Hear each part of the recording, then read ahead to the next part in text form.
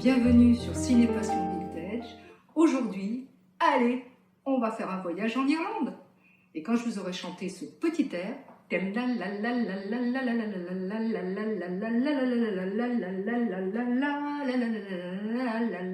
vous comprendrez tout de suite à quel film je fais allusion, puisque vous avez reconnu l'air de The Quiet Man de John Ford, L'homme tranquille en français, avec John Wayne et Maureen O'Hara. Alors, bienvenue à Innisfree. On se retrouve tout de suite. Ça a été le plus gros succès commercial de John Ford. C'est comme ça. Mais au départ, aucun producteur n'en voulait. Il l'avait proposé à la MGM, à Warner, etc. Aucun producteur n'en voulait. Alors il avait essayé la RKO, John Ford, et la RKO lui avait dit d'accord, mais avant de financer L'homme tranquille, The Quiet Man, il faut me tourner 2 films, et que ces 2 films soient de succès. Bon, John Ford s'est exécuté, il a fait un premier film qui n'a pas été un succès, auquel cas la RKO a dit on laisse tomber, etc. Et il en est arrivé à financer le film avec sa propre maison de production. Et il se trouve que c'est un film qui est quand même un chef-d'œuvre, on peut le dire. Il a remporté un Oscar à John Ford, déjà, ce qui n'est pas rien. Et puis un Oscar aussi au directeur de la photographie, on y reviendra. Alors, c'est un film qui n'est pas seulement une histoire d'amour et de bagarre à l'irlandaise.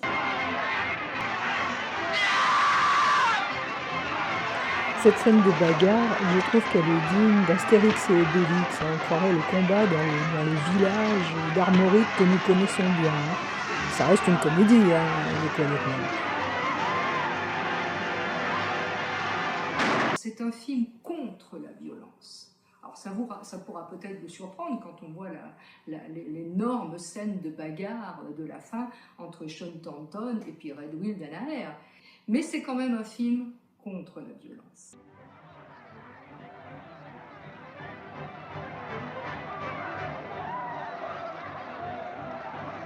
Le petit papy qui ressuscite quand il entend le bruit de la bagarre, avec la musique qui s'accélère, ça rappelle tout à fait une scène de Blancanieuse. Là encore, une comédie. On se retrouve tout de suite après avoir parlé des acteurs.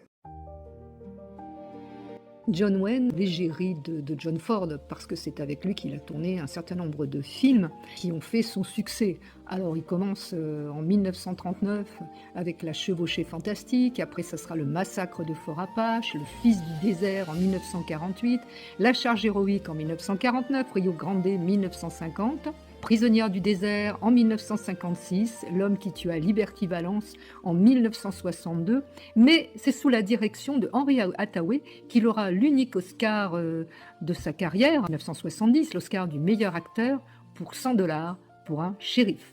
Maureen O'Hara était irlandaise à la base, puisqu'elle était née à Dublin, pour la prononciation à l'irlandaise.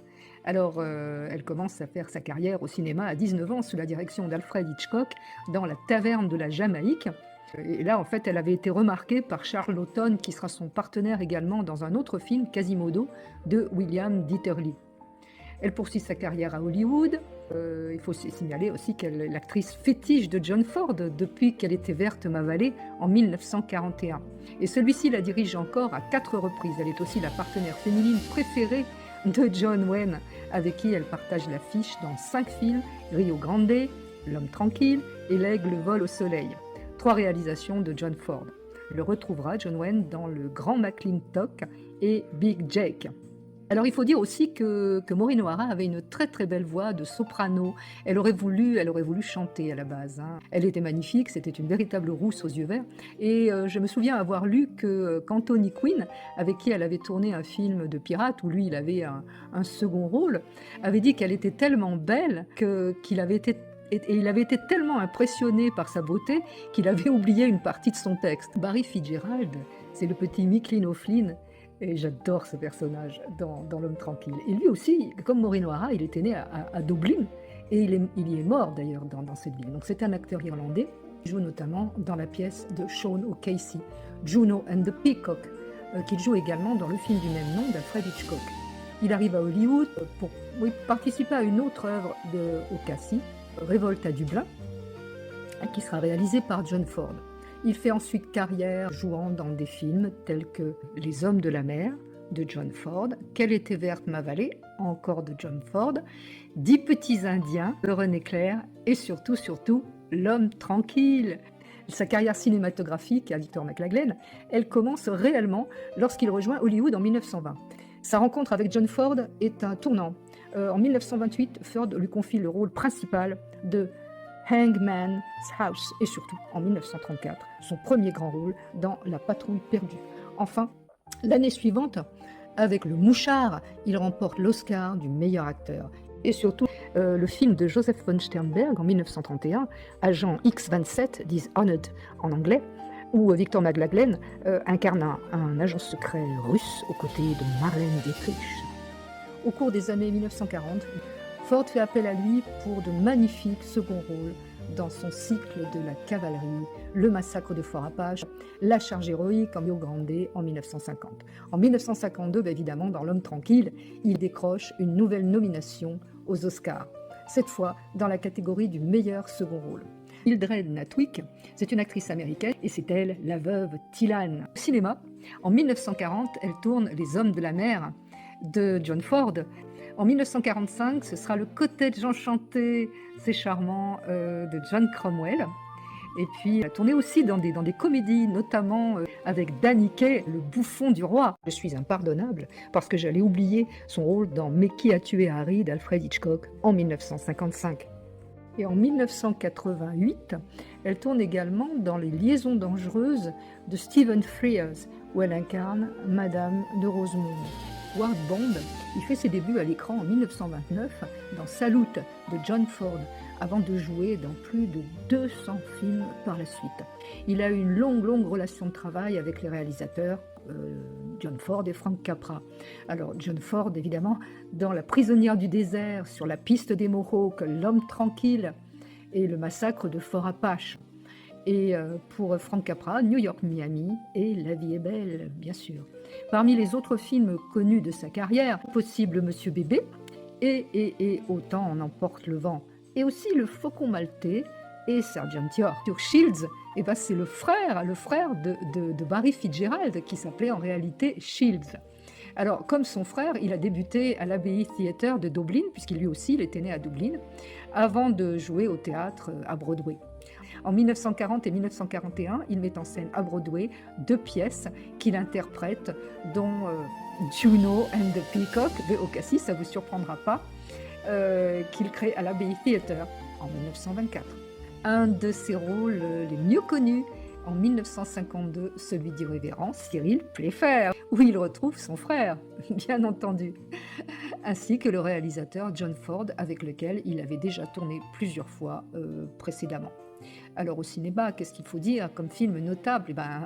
Révolte à Dublin, justement, sur la piste des Mohawks, de John Ford encore. Les Hommes de la mer, bien sûr. En 1941, c'est Quelle était verte ma vallée, Fidèle Lassie en 1943 pour Fred Wilcox, La charge héroïque, toujours pour John Ford en 1949, et en 1951, Le fleuve de Jean Renoir. Le thème de ce film, vous l'avez compris, c'est un retour aux sources, puisque le personnage de John Thornton, il n'est pas né aux États-Unis, comme on pourrait le croire, mais il est né en Irlande, il est né à Innisfree, dans ce cottage magnifique de Whitehorn. C'est la maison de son enfance. Il en est parti, il a émigré aux États-Unis avec sa mère, très jeune. Sa mère est morte quand il avait 12 ans, on l'apprend. Après, il a grandi. Il s'est élevé aux États-Unis. Il a réussi socialement, puisqu'il arrive en Irlande avec beaucoup d'argent. Bon, ok. Donc il revient au pays, il est tout content. Déjà à la gare, il y a le petit Mick O'Flynn, j'adore ce personnage, qui vient le chercher et à qui il va se faire reconnaître. Et effectivement, Mick O'Flynn l'a connu quand il était tout petit, Sean. Très bien. Malheureusement, ce retour aux sources, il ne va pas se faire tout seul. Il ne va pas se faire tout seul. Pourquoi? Vous l'avez compris, parce que Sean Thornton, même s'il est d'origine irlandaise, il est foncièrement américain. Vous voyez? Or, il arrive dans un pays de tradition. Alors, dès le départ, on peut dire qu'il va faire que des conneries, il va faire tout de travers. Vraiment. Alors déjà, il surenchérit sur l'offre de Red Will Danaher, donc il va se faire un ennemi mortel, déjà. As I remember, Mrs. Stillan, you said 700 pounds. See here, little man. 710. How about an even 1,000? 1,000 and... Ce qui va avoir des conséquences, pourquoi? Parce qu'il va tomber amoureux de la sœur de Red Will Danaher, c'est-à-dire Mary Kate Maury-Noir. Vous voyez, alors voilà, déjà, première erreur. Bon, enfin, il va quand même demander la main de Mary Kate Maury-Noir. It's what you say that counts, not him. No, Sean, you've gone too far. That's enough. Say, what is this? We're gonna get married. I don't get it. This is Ireland, Sean, not America. Without her brother's consent, she couldn't and wouldn't. I'm sorry for both of you. Sean Thornton, il a un complexe de culpabilité. Pourquoi? Parce qu'il était boxeur professionnel, on va l'apprendre, et que par accident, il a tué son adversaire, qui était un homme très bien, qui était un boxeur comme lui, qui avait une famille. D'ailleurs, la scène où on le voit, le plan où on le voit entre son soigneur, qui a l'air d'une brute, et son manager, qui a l'air complètement d'un avare, d'un rat, enfin je veux dire, et lui qui est là, qui ne comprend pas ce qui se passe. Il est terrible ce plan, il est vraiment terrible. Même s'il y est pour rien, c'était un accident, mais malgré lui, il se sent coupable. Et il a peur non pas d'affronter Red Will Danaher, c'est pas Red Will Danaher qui lui fait peur. Let me fist in my pocket. Go on, right or left? Now you choose, now go on. Go on, that's fair enough, isn't it?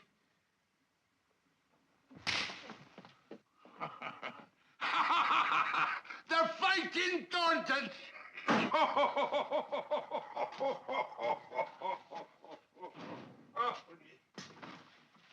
Mickey O'Flynn pense aussi que Sean Thornton est un lâche. Là, le pauvre Sean, il vient de tomber de son piédestal. Il a peur de lui-même, il a peur de cette violence qui est quand même en lui et qui pourrait s'exprimer à tout moment. Vous voyez, parce que s'il a tué son partenaire, c'est qu'il a frappé trop fort. Quelque part, un boxeur, il a forcément une violence en lui, sinon il ne ferait pas ce métier. Vous voyez? Bon. Et c'est ce complexe de culpabilité qui l'empêche de se battre. Et à la fin, il comprend, notamment en ayant discuté avec le révérend Playfair, qui est son confident, comme le père Lonegan et le confident de son épouse Mary Kate, il comprend qu'à un moment, il n'a pas le choix. Il est prisonnier de quelque chose qu'il doit affronter. On attend de lui un certain comportement, sinon il va perdre sa femme, il va perdre l'amour de sa femme, et il ne sera jamais, jamais intégré à la communauté, à cette communauté. Alors c'est un paradoxe, parce que lui, il est venu à Innisfree pour changer de vie, pour avoir justement une vie d'homme tranquille. Cette paix, il faut la gagner. Il faut la gagner justement en montrant cette valeur, d'où l'initiation de la bagarre.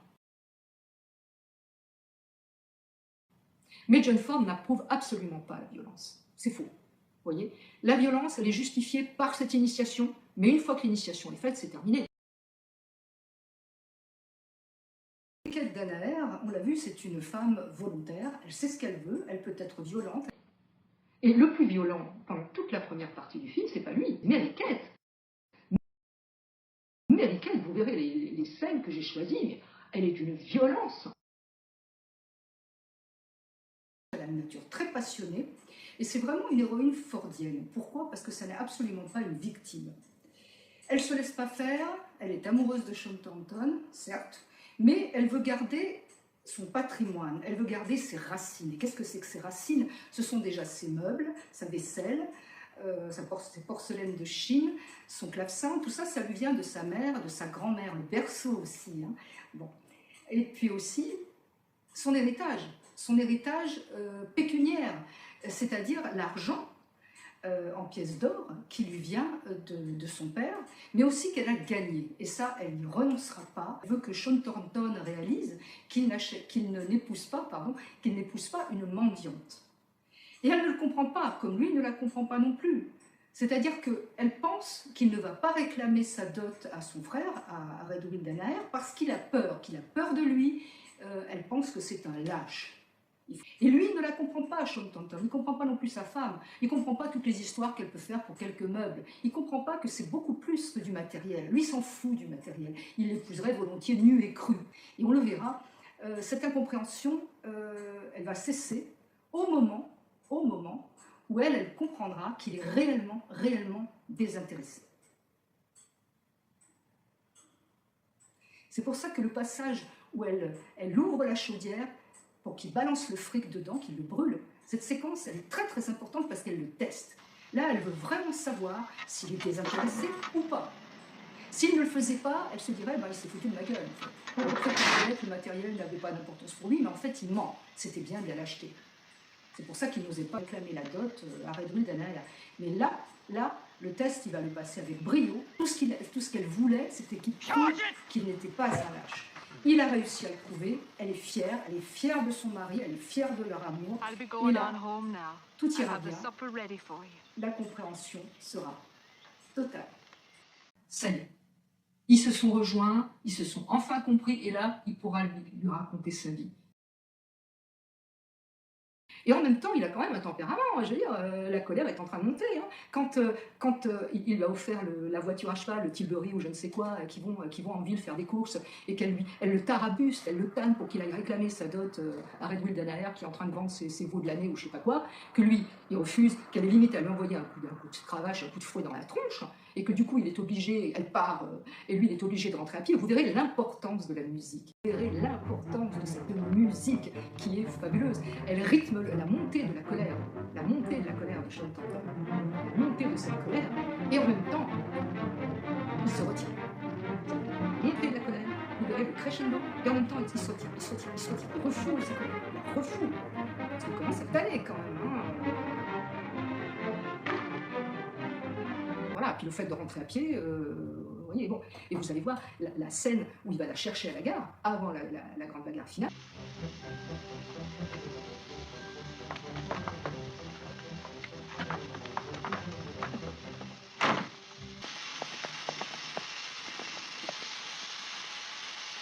Voilà.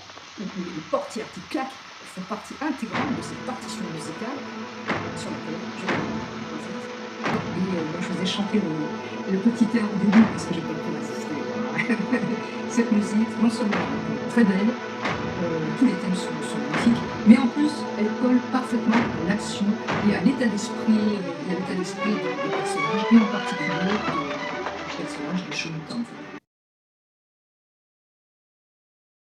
Alors, c'est pas un film politique, mais c'est un film aussi sur la tolérance, le respect des différences. Parce que John Ford, personne n'a raison, personne n'a tort pour John Ford. Le comportement irlandais n'est pas meilleur que le comportement américain. De toute façon, là, il faut qu'ils arrivent à se rejoindre, à se comprendre. Le respect des traditions, le respect de la modernité, ils sont amenés à vivre ensemble, puisque c'est ce qu'ils veulent. C'est ce que veut Sean Tanton. Il veut vivre heureux dans cette communauté, il veut en faire partie, il veut être intégré. D'accord ? La tolérance, c'est simplement que le révérend Playfair et son épouse, qui sont originaires d'Innisfree et qui sont protestants, s'entendent parfaitement bien avec le père Lonegan, qui va conseiller à tous ses administrés, à tous ses fidèles, d'acclamer l'évêque qui est venu pour dire au révérend Playfair que sa communauté protestante n'est pas assez importante et qu'il va le déplacer. Vous voyez ? Et du coup, il restera avec eux. Les protestants et les catholiques s'entendent. Ils sont tous irlandais. Ils sont tous d'Innisfree. John Ford était profondément tolérant. Pour la petite histoire, il faut quand même dire qu'au moment de la chasse aux sorcières, Cécile B. DeMille et d'autres qui étaient à fond pour cette chasse aux sorcières, pour ce macartisme, avaient essayé d'embringuer John Ford avec eux dans leur rang, qui n'était pas du tout communiste. Hein. John Ford, il était conservateur. Il était conservateur, mais il était honnête, foncièrement. Il était tolérant. Et il les avait envoyés bouler. Il avait dit à Cécile B. DeMille, ce que tu fais, ça n'est pas bien. Et il n'a pas marché avec eux. Voilà. Donc, un hommage à ce film. Ce film, je l'adore, de bout en bout. Je vous le conseille. Alors, si vous l'avez déjà vu, revoyez-le, hein, parce que c'est un film qu'on revoit toujours avec plaisir. En tout cas, moi, je le revois toujours avec plaisir. Les comédiens sont extrêmement sympathiques. Quoi. Je ne peux pas vous dire autre chose. Bonne séance, à bientôt. Pour un autre film, il y a des films qu'on regarde et des films qui nous appellent.